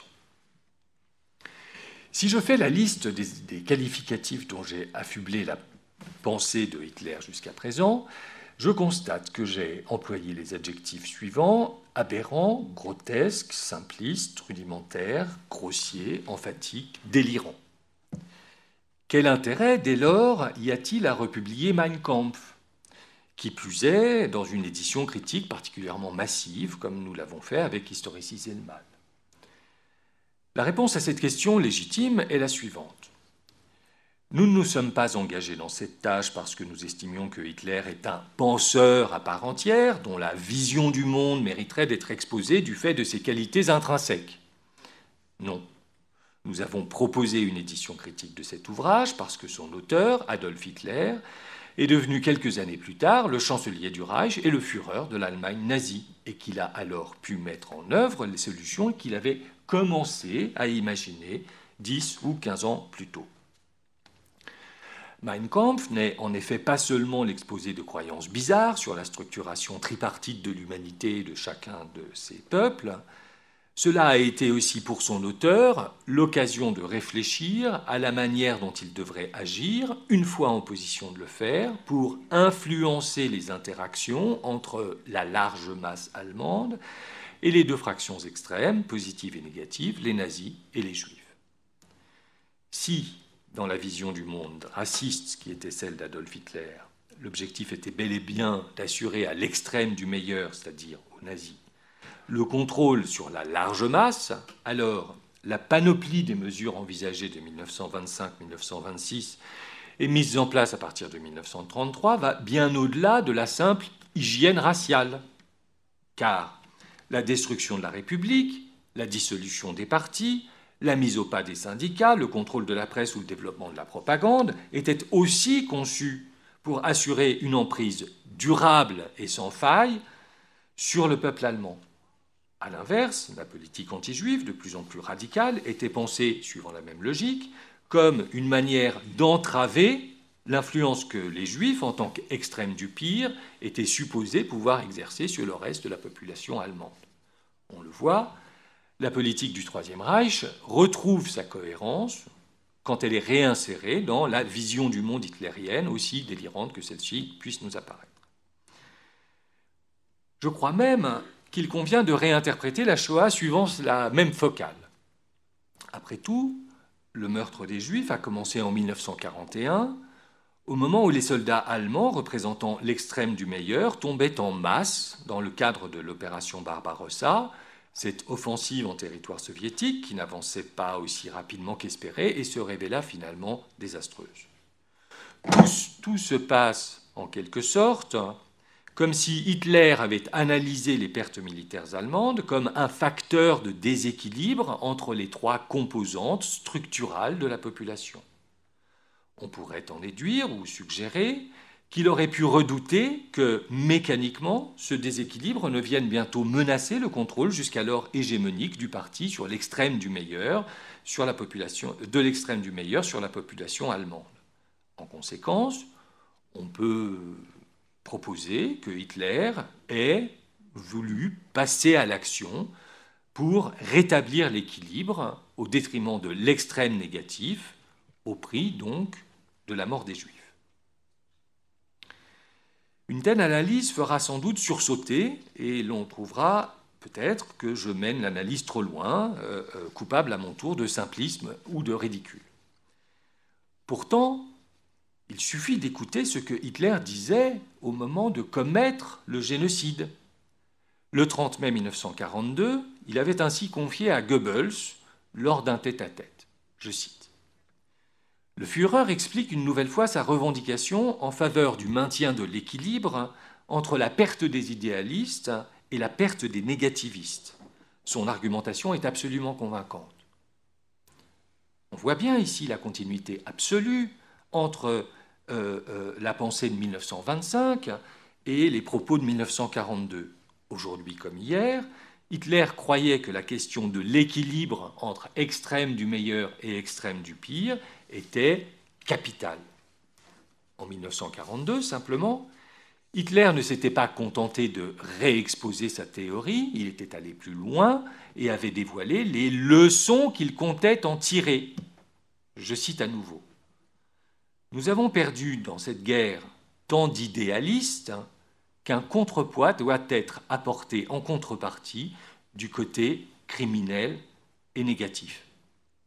Et Hitler ajouta un peu plus tard, c'est la raison pour laquelle il faut liquider le danger juif coûte que coûte. Dans les jours qui suivirent, de fait, Hitler et Himmler élaborèrent un plan selon lequel l'ensemble des Juifs européens devait être exterminés en une année, et ce plan fut mis en œuvre à une vitesse démultipliée à Chelmno, Belzec, Treblinka, Majdanek et Auschwitz, et aussi dans les lieux innombrables où des massacres de Juifs furent commis. Il importe peu de savoir si les acteurs historiques ont une pensée raffinée ou non, s'ils sont emphatiques, grossiers ou délirants quand ils pensent. Le travail de l'historien, c'est de reconstituer leur raison d'agir, d'arriver à découvrir suivant quelle logique ils se mettent en action, à comprendre pourquoi ils tuent. Et dans le cas qui nous intéresse, pourquoi Hitler a assassiné les Juifs d'Europe.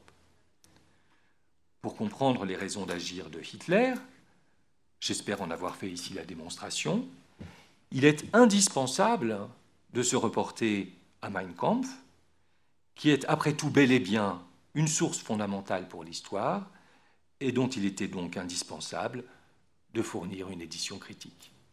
Merci pour votre attention. Merci Florent.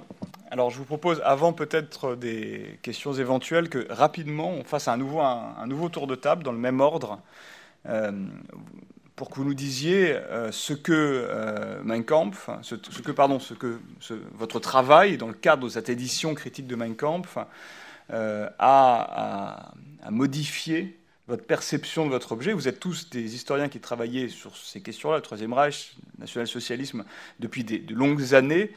Qu'est-ce que ça a changé, enfin si ça a changé quelque chose dans votre pratique d'historien, et tout simplement, qu'est-ce que vous avez appris de nouveau? Qu'est-ce que ça vous a apporté? Voilà, Nicolas. Merci. Merci beaucoup. Du coup, j'ai eu le temps de réfléchir. Très rapidement, pour qu'on ait vraiment du temps, pour que tout le monde puisse s'exprimer, deux choses. Je le rappelle, mais c'est un tout petit peu hors sujet. Je trouve que cette aventure intellectuelle qu'on a eue, moi, elle m'a bien montré, je le savais déjà, mais que le travail des historiens, des historiennes, c'est pas un travail d'ego, c'est pas un travail d'individu. On n'est pas propriétaire de nos sujets. C'est un travail de collectif. Et franchement, je le dis, voilà, ça a été Florent l'a rappelé, il y a eu des moments, c'était dur. Mais j'ai incroyablement appris, notamment de mon groupe de travail à moi. Je veux les saluer, Dorothea Bonnekamp qui est là, et David Gallo qui n'a pas pu être là. Et je dirais que ce que j'ai appris du point de vue intellectuel, en tant qu'historien du nazisme, en sachant que moi, peu importe, mais j'ai fait ma thèse sur le paysage politique de Weimar. Donc en fait, pour moi, les nazis sont un parti parmi d'autres au départ. J'avoue, et aussi en discussion permanente avec David, qui a fait sa thèse sur la formation idéologique de la SS et qui est un très bon connaisseur des cénacles des années 20. Moi, Mein Kampf, je l'avais lu en 2003 dans mon souvenir, donc je connaissais déjà pas mal de choses. En travaillant dessus, et c'est un peu à contre-courant de peut-être les éléments généraux qu'on a pu donner là, c'est l'incroyable complexité du contexte local. Ça, c'est un texte qui fait le ménage dans des tout petits cénacles folkish de gens qui se détestent, et on est dans la plus pure politique politicienne. De mon point de vue, et je termine là-dessus, c'est ce qui rend aussi, Sophie Hogg en parlait, c'est ce qui rend l'appareil critique très important, parce qu'en fait les gens ne comprennent pas les allusions. C'est vraiment des trucs de, passez-moi l'expression, cours de récréation de militants d'extrême droite qui règlent des comptes. Et ça, franchement, ça m'a beaucoup intéressé, parce que c'est peut-être l'aspect que je connaissais le moins. Merci. Merci Nicolas. Marie-Bénédicte. Oui, alors, en ce qui me concerne, deux choses. Le travail sur la source m'a énormément apporté. Je parle de la source en allemand, donc le travail de révision de la traduction d'Olivier Manoni, la manière de traduire, la manière de réfléchir à ce que veut dire une phrase, ou la manière dont on la lit aujourd'hui, la manière dont elle pouvait être lue à l'époque. Donc moi, c'est une partie du travail qui m'a énormément apporté, malgré le côté fastidieux qui a été rappelé. Maintenant, sur les sujets de recherche, et vous l'avez peut-être entendu avec ce que j'ai présenté aujourd'hui, moi, ce qui m'a, à titre personnel, intéressé, c'est la matrice autrichienne de Hitler, la matrice autrichienne des idées qu'il ensuite transporte en Allemagne, ou qu'il retrouve en Allemagne d'une autre manière et dans un autre contexte, bien entendu, qui est celui de l'après-Première Guerre mondiale. Et donc moi, dans mes sujets de recherche, j'évolue maintenant vers cette matrice autrichienne, et en travaillant sur l'avant 14 et sur des trajectoires donc de nazis autrichiens qui, venant notamment de Haute-Autriche, qui est la région d'où vient Hitler, construisent ensuite des carrières dans le régime nazi, à partir de cette expérience du nazisme en Autriche, même après la Première Guerre mondiale, et notamment sur Kaltenbrunner. Voilà. Moi, ce que j'ai énormément appris aussi, évidemment, bien sûr, à la fois dans ce que j'ai fait en collectivité avec Johanna et Marie-Bénédicte, mais aussi en voyant les autres faire. Hein, c'est-à-dire que tout cet énorme travail de fourmi qui a été mis en place par Anne-Sophie, par Mappy Harder et tout ce groupe de mise en tableau, de comparativisme, de travail sur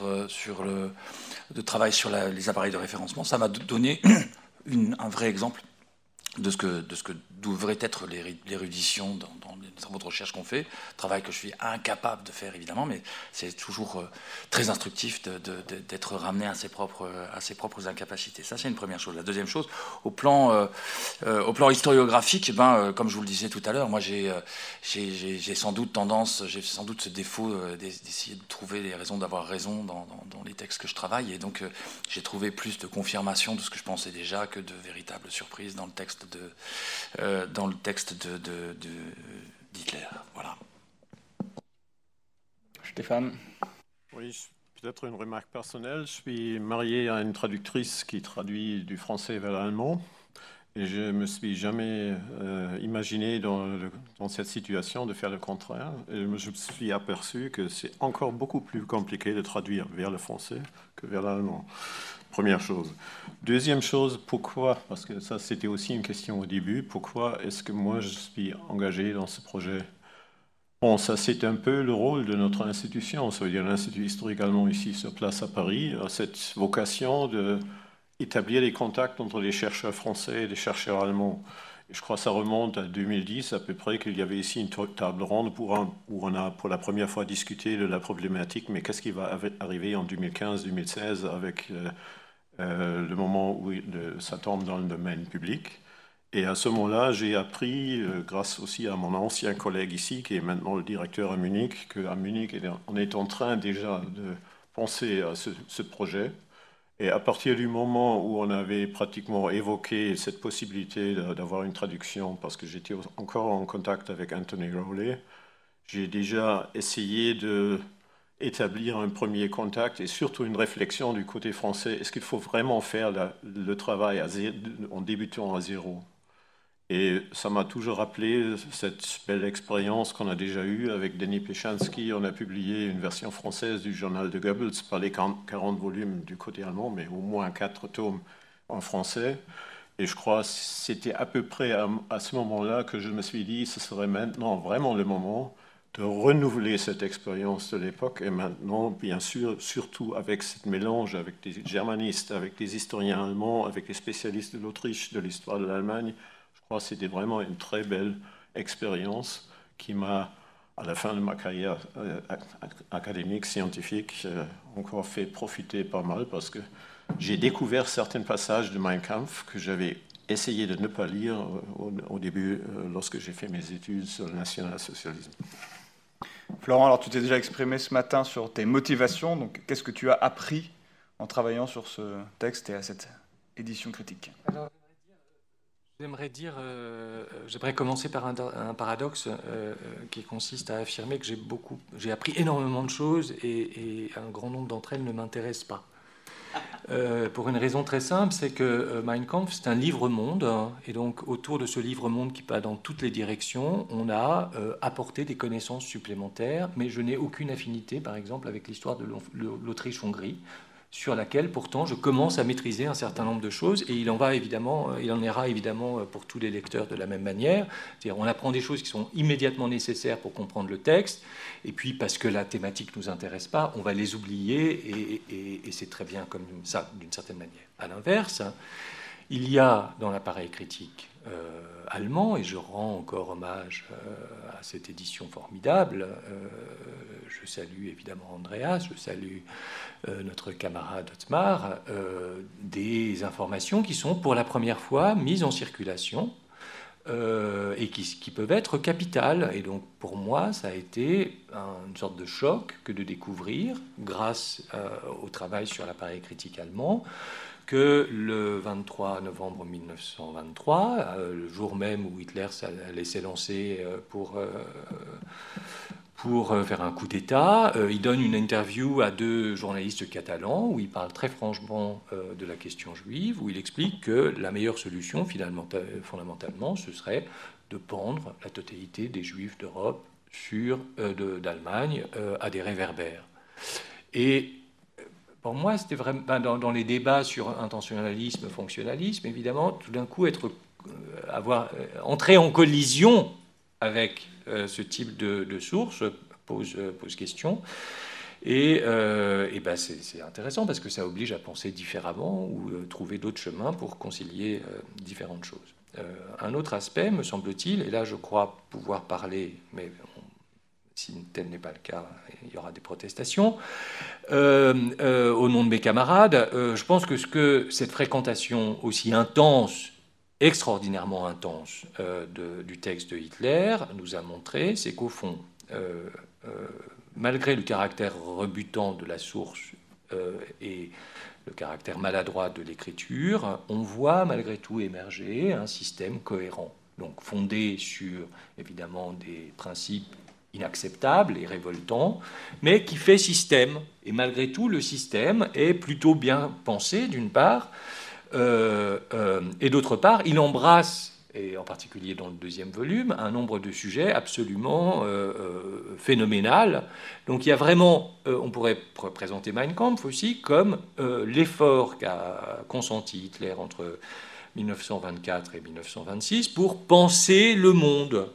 Voilà, donc c'est pas du tout mon idéologie, il le pense mal, mais il y a là un effort de systématisme qui, à mon avis, doit être souligné et qui, peut-être, à la faveur de l'édition que nous avons proposée, fera que cette source sera, d'une certaine manière, réévaluée par les historiens, qui arriveront, en particulier grâce aux introductions, à passer derrière le caractère si répulsif du texte pour se rendre compte que les liens entre ce qu'il explique entre 1924 et 1925-26 et tout d'un coup les réalités qu'il met en œuvre sur des sujets aussi divers que les syndicats, le droit de la nationalité, la fécondité, la politique.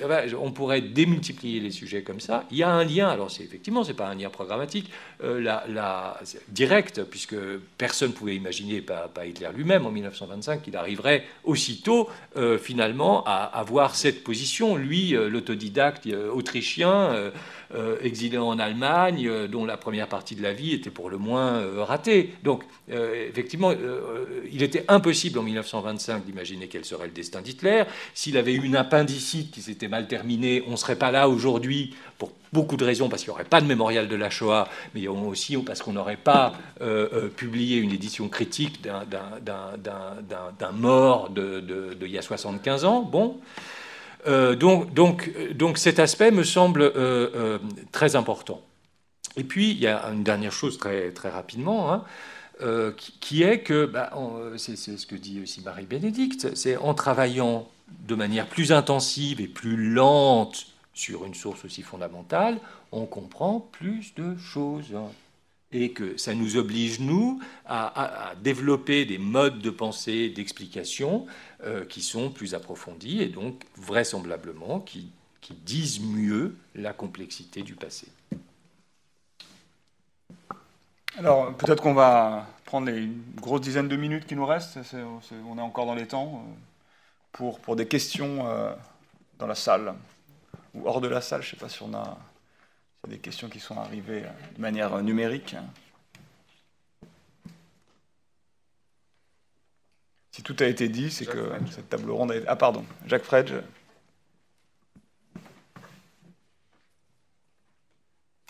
Bien évidemment, d'abord un grand merci.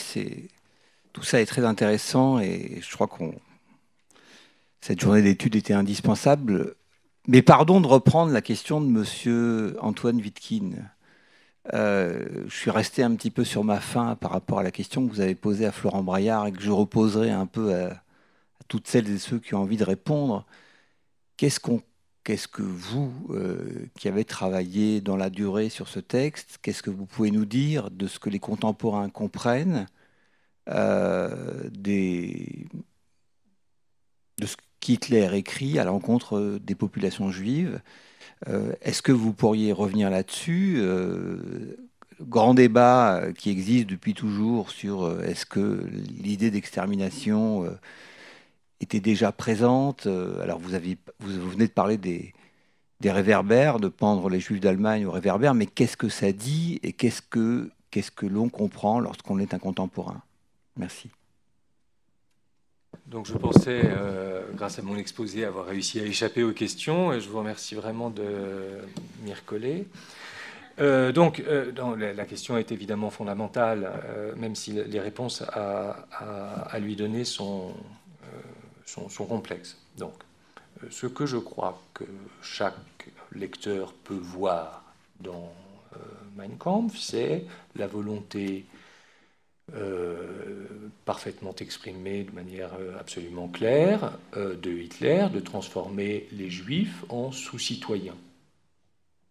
Il faut commencer par là.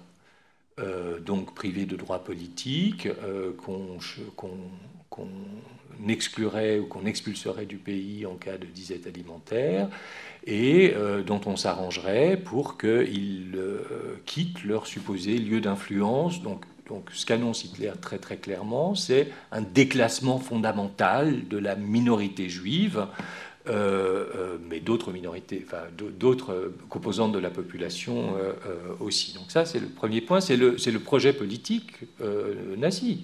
Dans le programme en 25 points, on ne parle pas de violence, on ne parle pas d'extermination, on dit simplement les Juifs devront se soumettre à présent à telle et telle règle.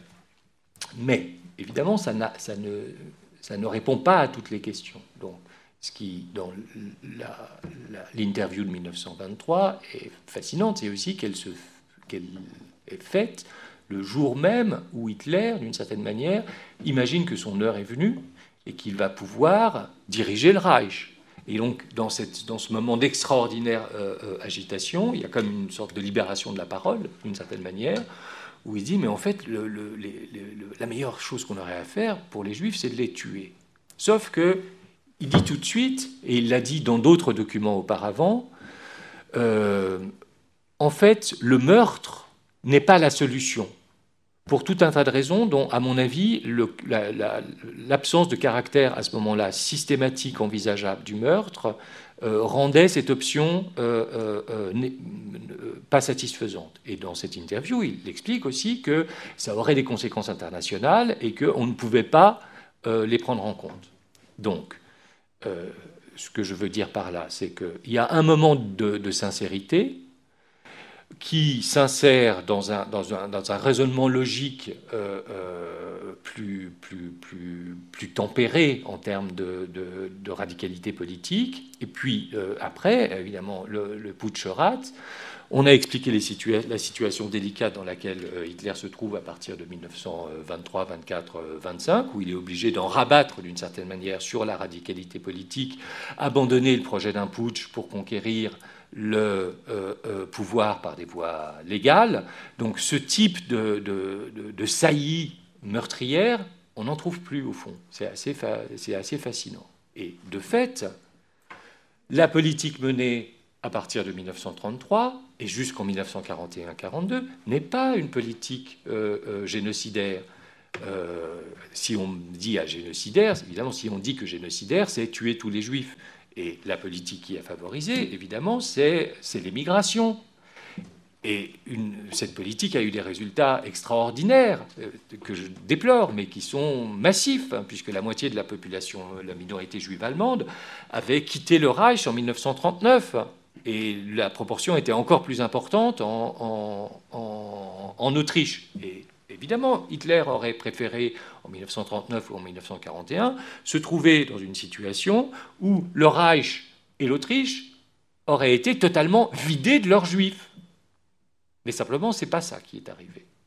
Et ce qui s'est passé, me semble-t-il, c'est qu'il a traité, il a manipulé, il a soumis les Juifs qui se trouvaient pris au piège en Allemagne, suivant des modes de pensée qui étaient déjà présents en 1925. Donc en fait, la continuité entre 1925 et 1941, c'est les outils conceptuels, en particulier cette idée de tripartition de la population, avec un danger afférent, mais ça n'est pas une continuité politique, de pratique politique, qui aurait été graduelle, suivant un même chemin. Donc voilà, il faut arriver à penser ça ensemble, c'est pas facile. Vous lirez dans la dernière introduction, puisque c'est l'introduction du dernier chapitre, un essai, d'une certaine manière, qui tente de faire fonctionner ensemble ces différents éléments, en apparence contradictoires. Et je dis en apparence contradictoires parce qu'il y a une chose qu'on doit prendre en compte, parce qu'on est des historiens, c'est la temporalité. Nicolas. Oui, juste en complément, dans l'équipe, on vient tous de traditions historiographiques différentes, et c'est très intéressant parce qu'on a des historiens du culturel, des historiens intellectuels, et juste un point pour les historiens du quantitatif, pour répondre à cette question de la réception. La question que vous posez, elle pose d'une certaine manière en creux, quand on sort de l'analyse internaliste de Mein Kampf, la question de ce qu'était l'antisémitisme de la société allemande à l'époque et des sociétés européennes. Antoine Wittgen a étudié cette réception. Otmar l'a étudié aussi dans son travail. Le problème de toute histoire d'une réception, c'est sur quelle méthode on se fonde. On n'est pas dans la tête des gens qui ont reçu Mein Kampf, on ne sait pas ce qu'ils ont lu. Otmar avait mis en place un protocole extrêmement intéressant qui était d'analyser les inventaires de bibliothèques municipales et départementales pour voir si les gens empruntaient Mein Kampf. Donc on va vers ça. Et je vous apporte deux réponses pour l'Allemagne et pour la France. Pour l'Allemagne, et je me fonde vraiment sur le travail de Otmar Plöckinger, il a montré que le principe directeur de la réception de Mein Kampf en Allemagne est une réception fragmentée sélective. Les catholiques du Zentrum, du parti catholique allemand, vont lire les parties anti-chrétiennes, anti-catholiques de Mein Kampf. Les juifs allemands vont percevoir le danger de Mein Kampf, mais en ne voyant pas peut-être la totalité. Les socialistes, plus on va vers les ennemis politiques de Mein Kampf, moins ils le lisent. Et surtout, et je pense qu'on peut partager cette idée, et elle est réelle, Hitler, et on le sait, est complètement sous-estimé. Il est délégitimé en permanence, il est traité comme un clown. Il y a des images dans le fameux journal de caricature Simplicissimus où on le voit en train d'essayer de vendre Mein Kampf comme ça, aux côtés de ses discours oraux, parce qu'en complément de ce que dit Florent, et il sera d'accord avec moi, il ne faut jamais oublier que le nazisme est aussi une oralité, et qu'en même temps qu'on étudie Mein Kampf, il faut étudier les dizaines de pages de discours qui ont été publiés dans des éditions scientifiques. Bon. Donc on voit que c'est une réflexion, c'est une réception fragmentée. Et puis je ferai référence à un travail, celui de Susanne Wein, sur l'antisémitisme sous Weimar. Elle a une phrase qui m'a beaucoup intéressé et beaucoup choqué. Elle dit finalement, quand les premiers boycotts de magasins juifs ont lieu au tout début de l'installation de la dictature nationale-socialiste, les juifs allemands ne voient pas la différence. Donc c'est-à-dire qu'il faut prendre en compte dans nos réflexions l'antisémitisme de la société weimarienne de l'époque, sans retomber, je me permets, dans, on va dire, le Sonderweg, l'idée de la voix particulière allemande qui dirait que l'antisémitisme allemand est incroyablement plus dur ou spécifique que l'affaire Dreyfus en France, les pogroms à l'Est, etc. Pour la réception française, je conclus. J'avoue, on n'avait pas beaucoup de choses à part les travaux de Antoine et de Jocelyn Borda, auquel vous pouvez faire référence. Moi, j'avais analysé 1500 articles des 12 titres de presse les plus lus à l'époque dans les années 30, pour voir de quoi parlait Mein Kampf. Ça nous est permis par Gallica. Je vous donne les résultats en bloc. Quasiment rien sur l'antisémitisme. Personne n'en parle. Sauf, évidemment, le Parti communiste, en l'occurrence Maurice Thorez, qui va faire sa réception du texte qu'il a lu sur la question du racisme et de l'antisémitisme. La partie, pour ce que disait Marie-Bénédicte, la partie autobiographique n'est absolument pas reçue en France, ça n'intéresse pas l'enfance d'Hitler, etc. 60% de ces 1500 articles, c'est Hitler veut attaquer la France. Et c'est quasiment uniquement la citation de la France est l'ennemi héréditaire, etc. Donc vous voyez, il y a cette dégradation dans la réception, parce que le texte fait aussi 600 pages et quelques, qui fait que les gens vont y piocher ce qu'ils veulent, mais ne voient pas l'ensemble. Et donc oui, il y a une sous-estimation, et pour l'hypothèse que tu as posée, un danger à ne pas percevoir, y compris aujourd'hui, ce qui est dit dans les mots quand ils sont dits. Voilà, merci. Merci Nicolas. Je pense qu'il y a une question ici. Malheureusement, une dernière question, parce qu'on a pris beaucoup de retard. Ah, il y avait Denis.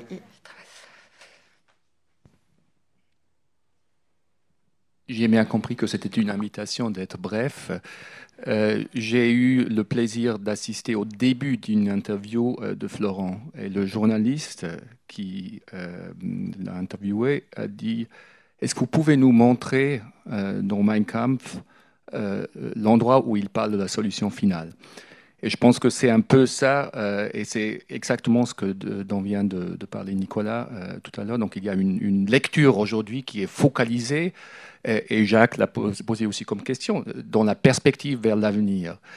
Si je prends la dernière phrase de Nicolas, qu'est-ce que vous avez appris, vous les Français, je laisse de côté Stéphane, qu'est-ce que vous avez appris sur Hitler et la France, Hitler et les Français, Hitler et l'ennemi héréditaire depuis toujours.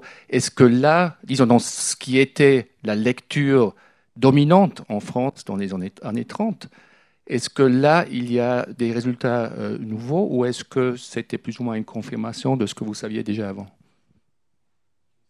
Qu'est-ce qui veut répondre à cette question en 3 minutes en plus? Il a dit. Non, pas d'allemand. Voilà, on a un cadre conditionnel assez précis. Juste pour des données brutes de lexicographie, c'est-à-dire de comptage, il y a quand même tellement d'erreurs qui circulent que c'est bien de faire le point. On dit souvent que la France est le pays le plus cité comme ennemi dans Mein Kampf. Ça ne tient pas la route du point de vue de la lexicographie. C'est évidemment les populations juives que l'on ait le terme Juden ou que ce soit Jüdische so etwas. Donc voilà. Pour ce qui est de la vision de la France, on ne l'a peut-être pas évoqué, je décale un peu la focale. L'impact de la Première Guerre mondiale, Anne-Sophie l'a souligné, qui est tellement omniprésente dans le premier volume qu'elle va parfois mettre la France au premier plan.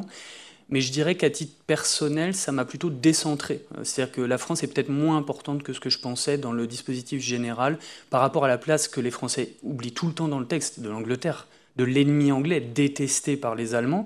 Et ça, il ne faut jamais l'oublier, parce que nous, on a un peu tendance à regarder par esprit de chapelle. Mais pour une conclusion plus générale, j'avoue que je ne sais pas si d'autres veulent intervenir. Moi, je rejoindrais tout à fait Nicolas. Il y a un décentrement quand même à la lecture de Mein Kampf. Donc la France, oui, bien sûr, il en est question, mais finalement pas tant que ça. Et il y a plutôt d'autres passages qui nous ont étonnés. Quand Hitler parle des États-Unis, par exemple, c'était très surprenant. Et quand il parle de la réalité de la société allemande de l'époque, il a notamment le chapitre sur les syndicats, pareil, qui n'est pas très connu.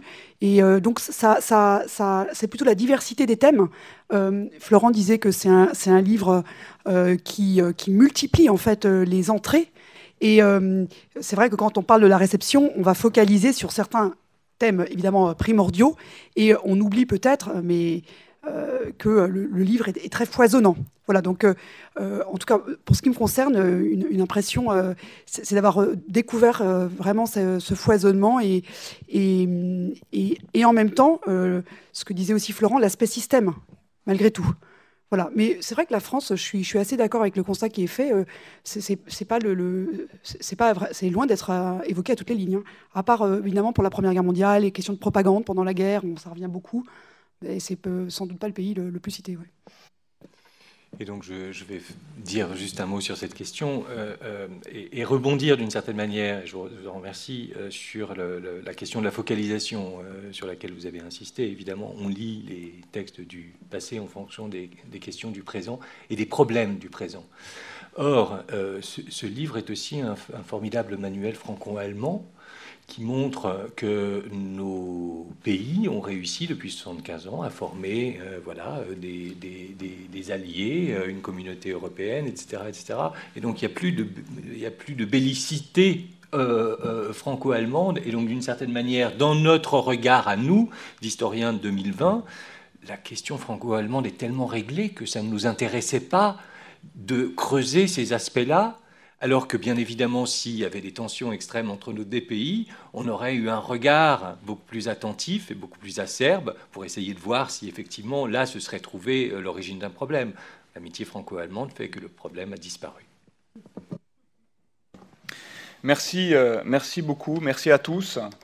Voilà, j'étais très heureux d'animer cette table ronde parce que j'ai l'impression qu'elle était une démonstration supplémentaire, s'il en fallait une, de tout l'intérêt qu'il y a à prendre le temps de faire de l'histoire sur Mein Kampf ou grâce à Mein Kampf, je ne sais pas, En tout cas, merci à vous. Et puis, donc cette journée, je crois, continue après la pause.